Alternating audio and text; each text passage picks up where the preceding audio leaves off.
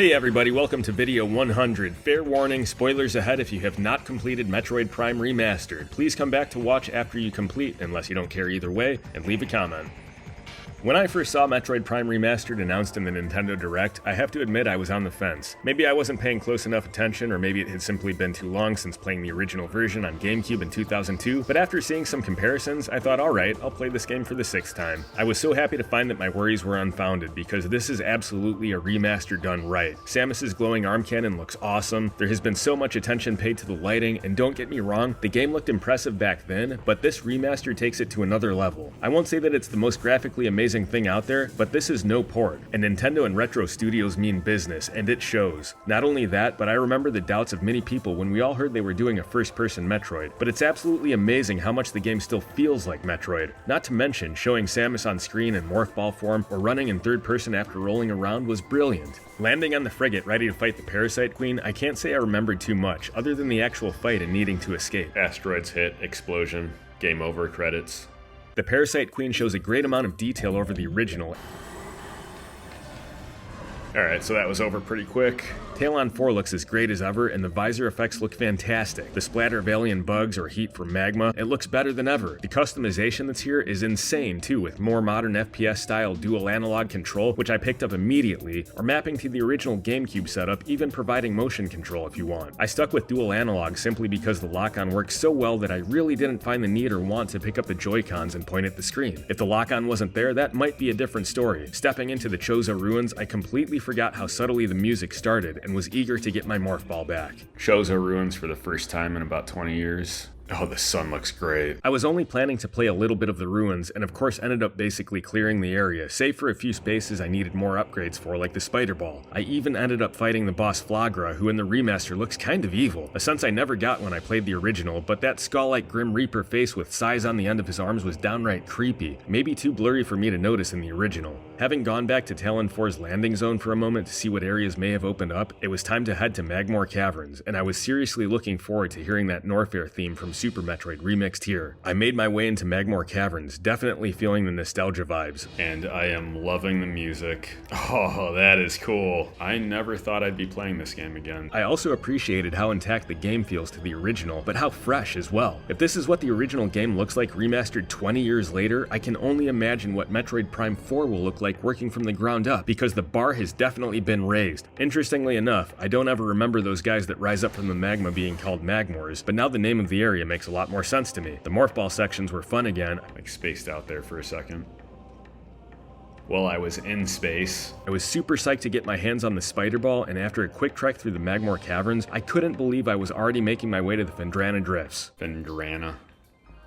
Some of the compositions are just brilliant. The graphics continued to captivate me, though there were a couple moments I got close to some walls and thought the textures weren't the greatest looking thing in the world. A tiny comment relative to the rest of the experience I've been having. The ice especially, and dusted snow on the rocky, lonely surface, just recaptured that lonely feeling for me all over again. And Retro Studios' attention to detail, for example when Ridley's shadow looms overhead and you catch a glimpse of him flying, didn't need to be included in the game at all, but it's there. I was excited to get the boost ball, and the glow of Samus in morph ball mode while charging up the boost is something pretty special to look at, and I was excited to get rolling on some half-pipe action again, and I remembered the half-pipe area back in the Chozo ruins.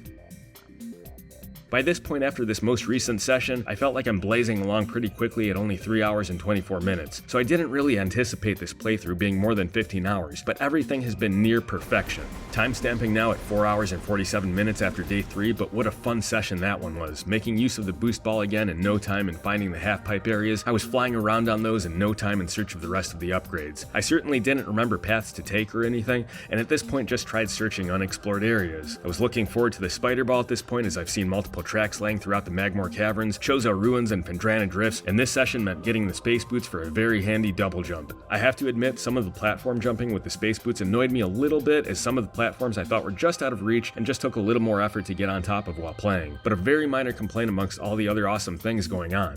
Speaking of awesome, the wave beam looks ridiculous. I thought the glow of the standard blaster from her arm cannon was great. The glow of the boost ball and spinner devices, those are super nice to look at, but wow does the wave beam look good. Progressing through more of Phendrana, it was time to investigate some elevated pirate activity, and even though I love most of the music in Metroid Prime, I personally still can't stand the space pirate theme. In my opinion, it feels kind of generic, at least relative to the rest of the tracks, and wish it sounded more sinister or more suspenseful, but something about it just annoys me and I would rather the theme wasn't there at all. I really hate this theme. What even is that?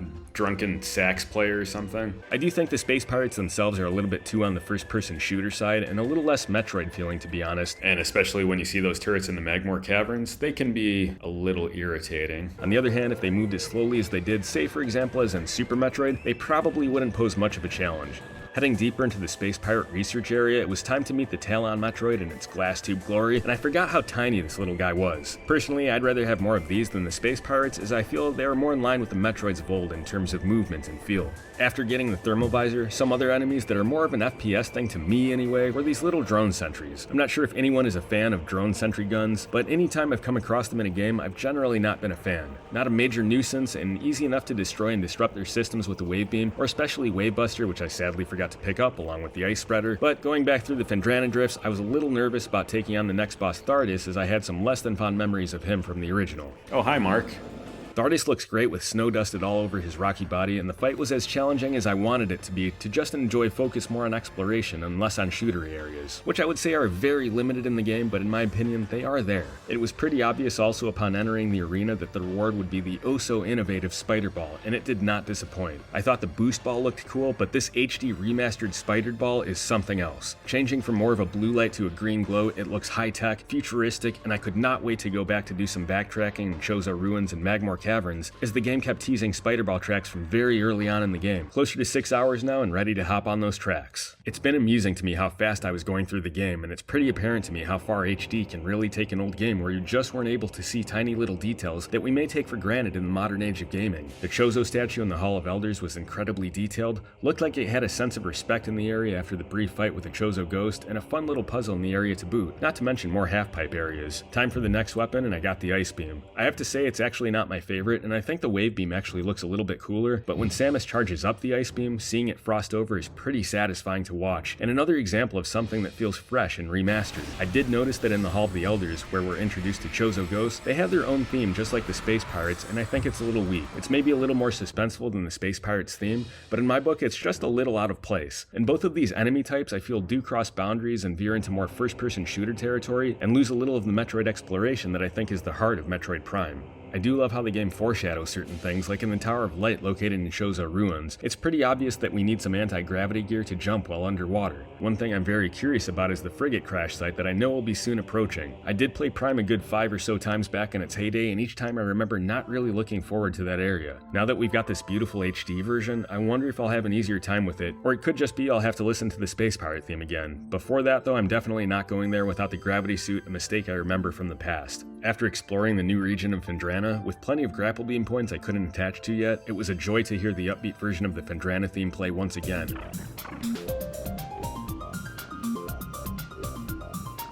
And a lot of the frozen over sections are pure eye candy. Actually, getting the gravity suit was a little bit annoying for me, and I think some of the jumping sequences were not as easy as I would have liked them to be. That, and despite the crisp visuals, I'm not a fan of murky depths blocking my vision. So I dreaded the frigate in the original. In Remastered, completely the opposite. Of course, I also had the gravity suit upon entering, but it was not only pretty easy to be able to see around underwater, and of course using the thermal visor to activate the conduits to power up the doors, but that coupled with a melancholy music was a joy to experience.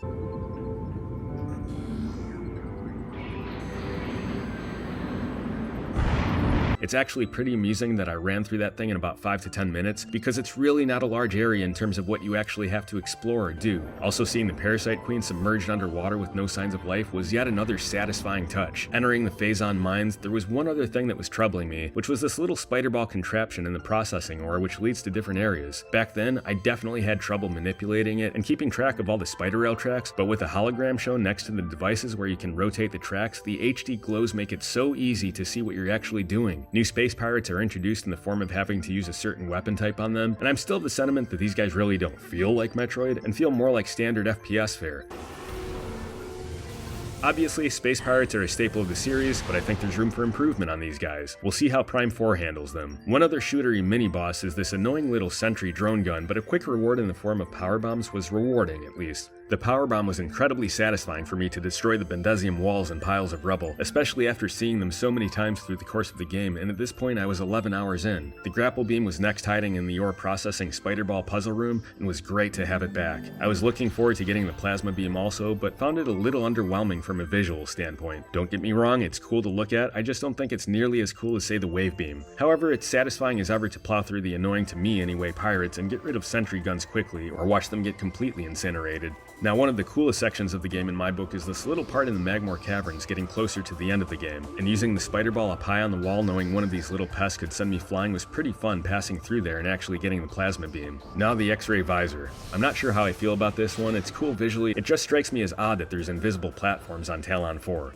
I was a little more comfortable with the Chozo Ghost concept, just my opinion that having invisible platforms seems a little out there. As I got closer to the end, the other part I don't have fond memories of, the Chozo artifacts. I'd already collected a couple along the way, but they're mandatory to fight Ridley and open up the entrance to the crater. I'm not a fan of fetch quests, and since Remastered is basically a largely graphical update, I remember it being a bit of filler and might break the momentum toward the end. At the same time, I was completely wrong about how I would feel about the crashed frigate, which leads into yet another time Remastered did something wonderful, and collecting the artifacts didn't feel all that fetch questy to me. It had been a really long time since I played the game, as many of you I'm sure can relate to, but backtracking to the various areas based on the hints from the artifact temple was actually more of a fun little retread, as much as I really don't care for the Chozo ghosts you have to fight for a few of the artifacts. I even found a few things I missed along the way the first time, like a missile expansion or energy tank here or there. No, I didn't include capture of the Omega Pirate fight, although I didn't think he was all that special. He looked good, but not super different from the Elite Pirates. Coincidentally, I think those big lumbering guys were a lot more imposing and fun to fight than the normal pirates. My fight with Meta Ridley was fun, although I have to say I was a little more impressed with how the artifact temple itself looked with the rain splashing on the glass overlooking the Chozo statues, and the big Chozo statues themselves with their neon inlays were really sleek looking. Having all the artifacts, it was time to head into the impact crater. Lots of Metroids in here, but fortunately it's a short-lived problem. Classic Metroid sound to him. While reaching Metroid Prime, hello Metroid Prime, with its ominous body face thing evilly staring at you. Not a happy face either.